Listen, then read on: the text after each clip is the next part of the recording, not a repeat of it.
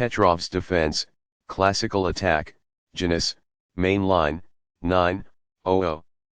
Balanced, neither player ever had an advantage. That game was pretty competitive. Both players had an amazing opening. That was an incredible middle game by both players. Sharp games are frequently the result of starting with the king's pawn, since it dominates the center and frees up the bishop and queen on the light squares. A typical answer is e5, which builds a position in the middle, controls d4, and frees up the queen and bishop on the dark square. The move nf3 advances the knight toward the center, engages the e5 piece in combat, and sets up a castle.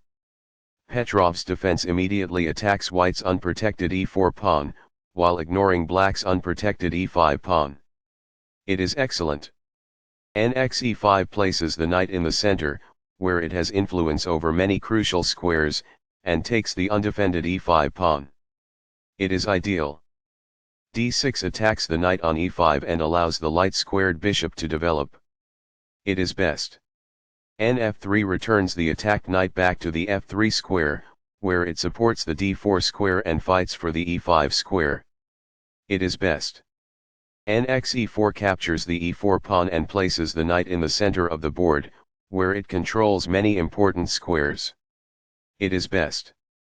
d4 takes space in the center, controls the e5 and c5 squares and allows the dark-squared bishop to develop.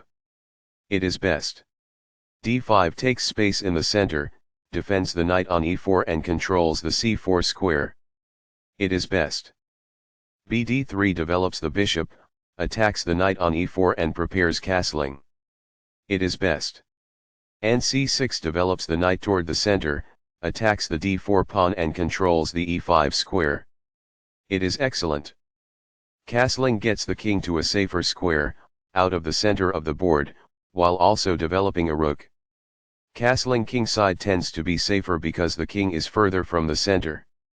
By growing a bishop from its initial square, this activates it. It is ideal. c4 takes space in the center, attacks the d5 pawn and prepares to develop the queen's knight behind the c pawn. It is best. nb4 attacks the bishop on d3. It is excellent. b2 avoids the piece exchange by retreating the bishop to safety. It is an inaccuracy.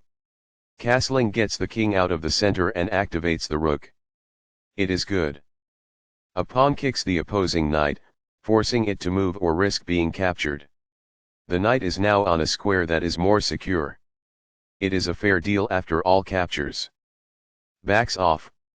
This offers to exchange pieces of equal value. This maintains the balance in material with a good trade. This is the only move that works. Recaptures. It is the last book move. What I would have advised is that it is ideal. This activates a rook by developing it off of its starting square. This threatens to win a knight. It is excellent. This makes it impossible for the adversary to capture a knight. That's good.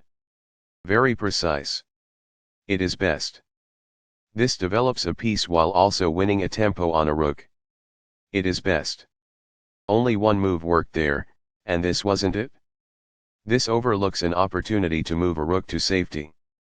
It is a mistake. This misses an opportunity to block an attack on a vulnerable queen. It is an inaccuracy. This move puts the rook on a safer square. This is the only move that works. This threatens to kick a bishop. It is a great move.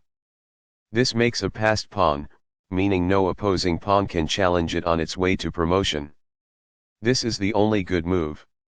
It is a great move. This reveals an assault that poses a threat to a bishop. It is ideal. This is the only move that works. It is best. This displays a queen attack. It is ideal. This moves the queen to safety. This is the only good move. It is a great move. That knight was a free one. It is ideal. This move puts the bishop on a safer square. It is best. That pawn was free for the taking. This threatens to kick a bishop. It is excellent. The rook is now on an open file, which helps control squares across the board. This prevents the opponent from being able to kick a bishop. It is best.